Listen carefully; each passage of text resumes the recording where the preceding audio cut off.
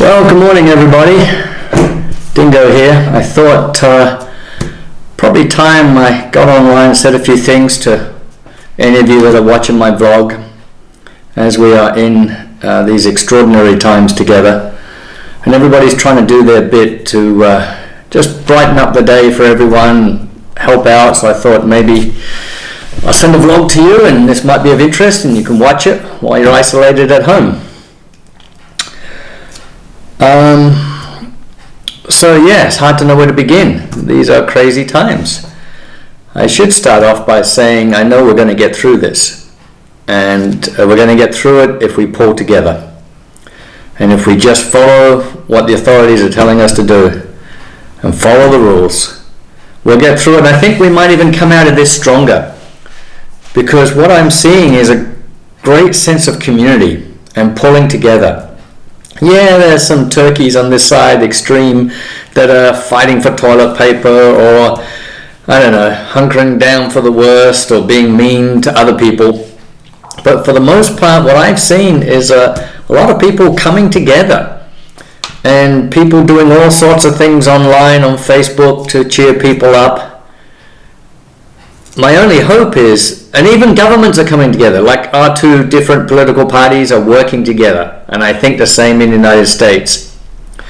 And we're starting to see the rich people are trying to give funds and help out the poor people.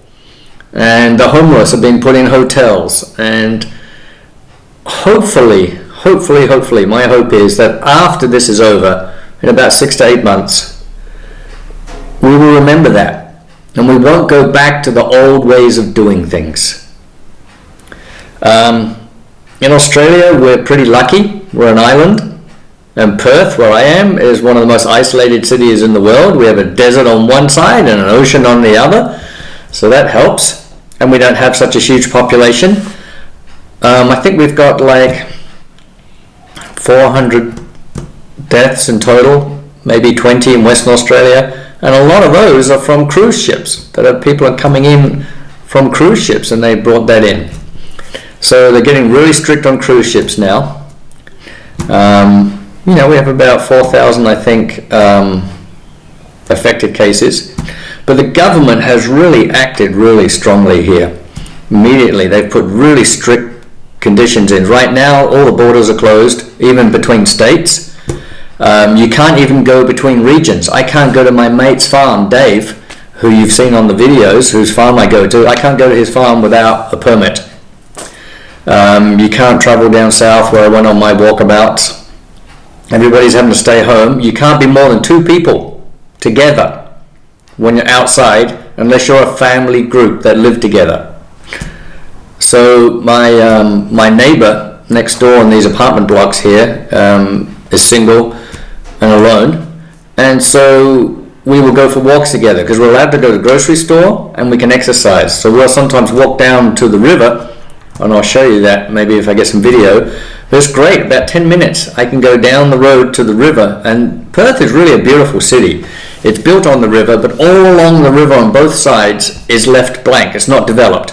It's left as a walk trail, bike trail, some boating areas and little beaches, and it's just fabulous. So you can walk and jog as long as you're 2 people and you're about a meter or a meter and a half apart. We can go get takeout. I can go down, or takeaway, go get a coffee, bring it back. In fact, the pizza place on the corner here does gourmet pizzas. They were booming last night. They had 8 people working in their store, and giving work to all these delivery people who were coming in on their bikes and delivering pizzas to people. So I got a pizza last night and we shared that. I'm looking at my notes just to make sure I don't forget stuff. The government's done a good job with paying subsidies. They're paying everybody who lost a job. Now, these details might differ a little bit, but generally speaking, anybody who lost a job gets $1,500 a fortnight for the next 6 months.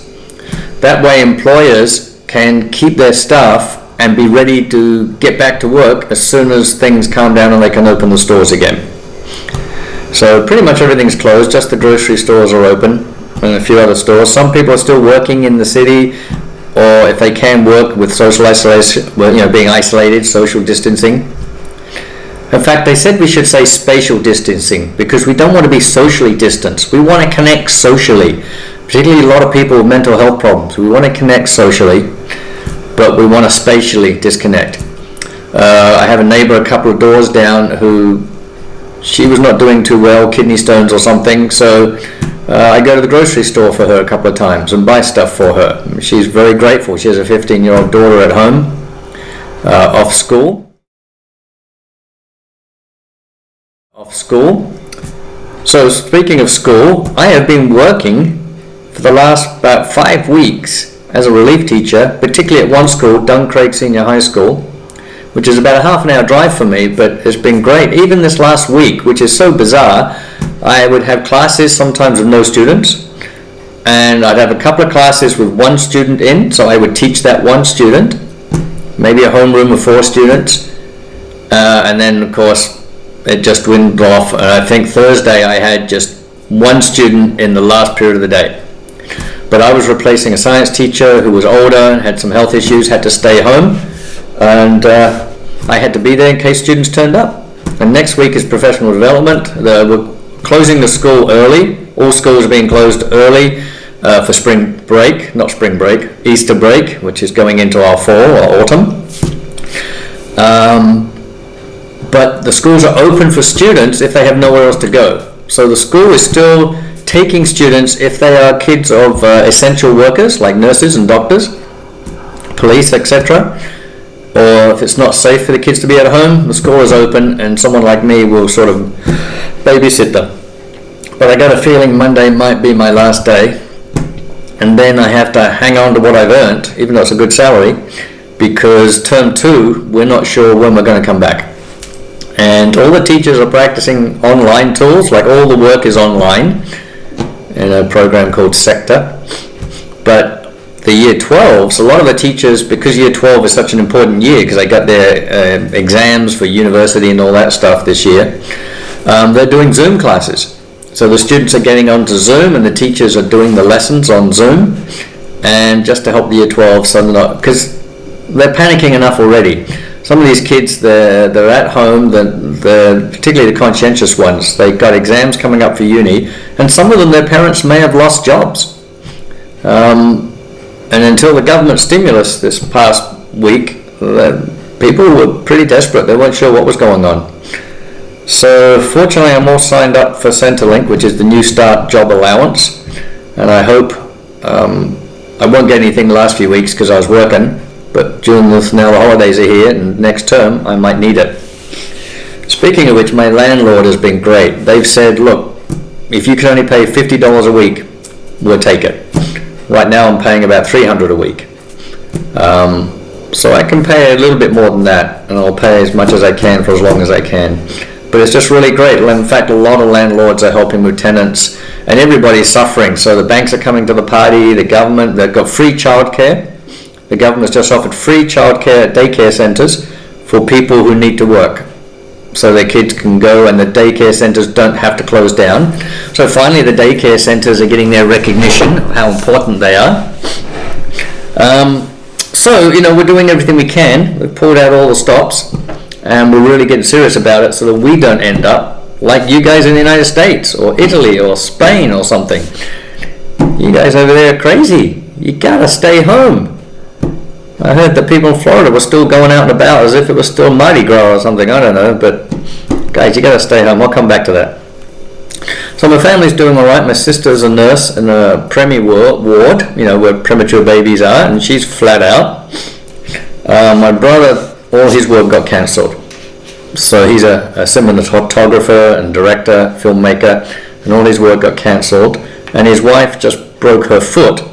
So they're both home isolating themselves. The 2 boys still have a little bit of work going on, but he's doing all right. I check in with him every now and again.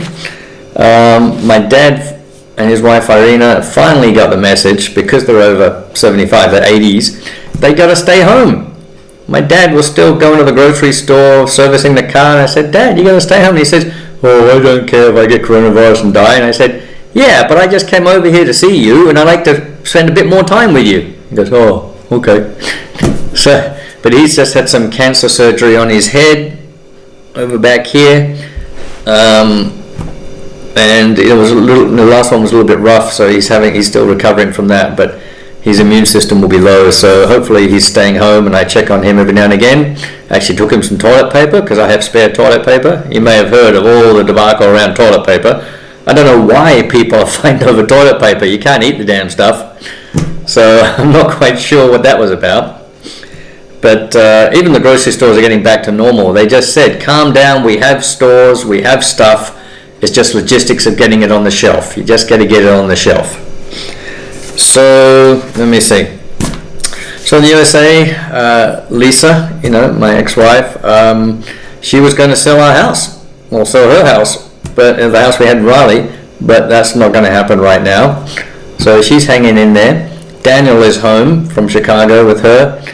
And bloody Daniel, I hope he gets the message. He was going out with his bros. Said, it's okay, I'm just going with our bros here and there, and we're just going to stick together. We said, Daniel, but your bros are around parents who are then going to grocery stores around other people, and there's probably 50 points of contact.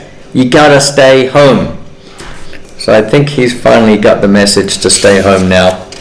And same with Ben. I'm a bit worried about Ben. He's in San Francisco area, just south of there, and it was a pretty bad hit area. And but he's sort of in a lockdown, but he's in like a house with 50 uni students, or maybe 10, and you know what those houses are like. I think this is the first time the bathrooms have been cleaned, and hopefully he's got enough food and stuff in there, and hopefully he's spraying. I buy Dettol spray. I just spray surfaces, wash it down. I spray the door handles. When I go out, I wear a pair of gloves, not the latex gloves, just mechanic gloves, very thin black gloves, and then I wash them when I come home with soap and water, hang them out to dry. But when you're going out touching door handles and trolleys and grocery store stuff, I just wear gloves. Let's see. So both boys started school, but it's all going to be online. Even here, the school's next term, they're not sure. I don't know about term 2, if I'm going to have work or not, or whether it will be all online for the first couple of weeks. So I have to hang on to my money because next term will be unsure. But they, in the States, I think next quarter is probably all going to be online for uni students. I see Mr. Maholio is busy making use of this time building. He's building shelves and all sorts of stuff in his garage. It's a good thing he hasn't got more land. He'd be building another house on it.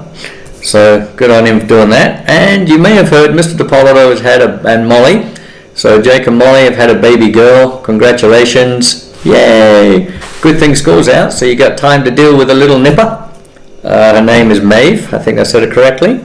She was born on the 30th of March. So congratulations, buddy, you two guys. You look very happy in the photos, and get some good rest over the next few weeks. You're going to need it. 8th grade, hang in there. I know it's tough. You're not sure if you got your graduation and all that stuff coming up. The teachers will work it out for you. And if you guys over there follow the rules, you may be able to get back for a couple of weeks at the end of the year and have your graduation. But I know Mr. DiPolito is going to work on something for you guys, even if next year you have to graduate, and maybe I'll come and visit you. How's that? But make sure you're getting the work done. I know you're at home. I say it to my students here. The work's got to be done. You're going to have to catch it up somehow. So if you got work online, get the work done. Okay, you hear that, Grace? Get the work done. So I'm thinking of all you guys over there, and the ladies, Coley and Trish and Winnie and Jill and everybody else in the school. Hope you're all hanging in there tight, and just guys, stay home, take it serious. Particularly your guardians, right? You gotta stay in. I know you want to be with your friends, but you can't. Get some exercise if you can, or exercise from home, really important. And I love you all, and we'll be talking about this for a long time to come, and I'll see you on the other side of all this. Alright, take care guys. Check out Dingo's Diaries.